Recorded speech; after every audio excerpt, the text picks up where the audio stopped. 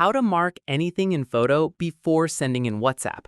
This tutorial shows you how to highlight and annotate images before sharing. First, open the WhatsApp application on your Android device. After that, open the chat where you want to send a photo. From there, tap on the attachment icon, which looks like a paperclip. At this point, tap on Gallery to select a photo from your device. In the next step, choose the photo you want to mark or highlight. Following this, you'll see editing tools at the top of the screen. Once done, tap on the pencil or draw icon to start marking. From here, choose your preferred color from the color palette at the bottom. At this stage, draw, circle, or highlight the area you want to mark on the photo. After this, you can also tap on the text icon to add written annotations. Once completed, tap on the arrow or blur icon to blur sensitive parts if needed.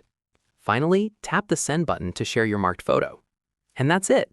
If this photo marking guide helped you highlight important details in WhatsApp, give it a like, subscribe for more WhatsApp tutorials, and tap the bell icon for updates. See you in the next one.